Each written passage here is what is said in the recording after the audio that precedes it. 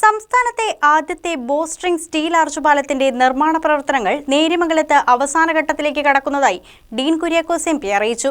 നിർമ്മാണ സ്ഥലം സന്ദർശിച്ച ശേഷമാണ് അദ്ദേഹം ഇക്കാര്യം വ്യക്തമാക്കിയത്.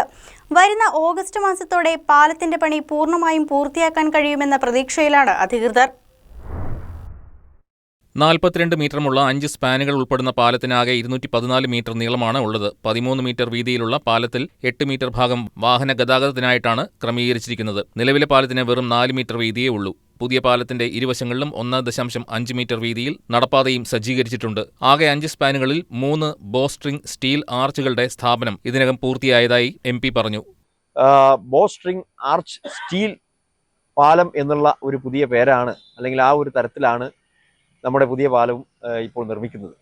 ഇപ്പോൾ ബോസ്ട്രിംഗ് ആർച്ച് എന്ന് പറയുന്ന തരത്തിൽ എന്ന് പറയുമ്പോൾ ഒരു വില്ലിൻ്റെ രൂപത്തിൽ 5 ബോസ്ട്രിംഗ് ആർച്ചാണ് ഇവിടെ സ്ഥാപിക്കപ്പെടുന്നത്. അപ്പോൾ 5 സ്പാനുകളിലായിട്ടാണ് ഈ പാലം പൂർത്തീകരിക്കപ്പെടുന്നത്.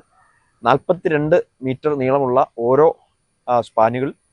അപ്പം അങ്ങനെ മൊത്തത്തിൽ 214 മീറ്റർ നീളമാണ് പാലത്തിന് മൊത്തത്തിലുള്ളത്.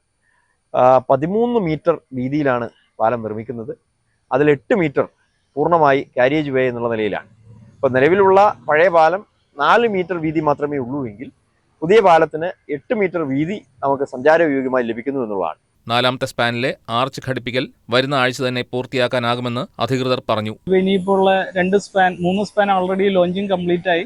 2 സ്പാനിന്റെ വർക്ക് ഈ ജൂൺ എൻഡോടുകൂടി തീർത്ത് 2 മാസത്തിനുള്ളിൽ ഇതിന്റെ കോൺക്രീറ്റ് വർക്ക് തീർക്കാനാണ് ഇപ്പൊ മൊത്തത്തിൽ പ്ലാൻ ചെയ്തിരിക്കുന്നത്. തുടർന്ന് 5ാമത്തെ ആർച്ച് ഘടിപ്പിക്കുകയും സ്റ്റീൽ പ്രതലത്തിൽ കോൺക്രീറ്റ് പാകുന്ന പ്രവർത്തനങ്ങളും പൂർത്തിയാക്കുകയും കൂടി ചെയ്താൽ അവസാനഘട്ട ജോലികൾ മാത്രമേ ഇനി ബാക്കിയാകൂ. കരാർ കമ്പനിക്ക് 2027 മാർച്ച് വരെ കാലാവധി ദീർഘിപ്പിച്ച് നൽകിയിട്ടുണ്ടെങ്കിലും നിലവിലെ പുരോഗതി അനുസരിച്ച് ഈ വർഷം ഓഗസ്റ്റിൽ തന്നെ നിർമ്മാണം പൂർത്തിയാക്കാനാകുമെന്നാണ് പ്രതീക്ഷയെന്ന് പ്രൊജക്ട് എഞ്ചിനീയർ മുരളി വ്യക്തമാക്കി. മുൻ പഞ്ചായത്ത് പ്രസിഡന്റ് സൈജൻ ചാക്കോ, ജയ്മോൻ ജോസ്, ബേസിൽ പറയക്കുടി, ലിനോ തോമസ് തുടങ്ങിയ നേതാക്കളും എം.പി.ക്കൊപ്പം ഉണ്ടായിരുന്നു. News desk KCV news.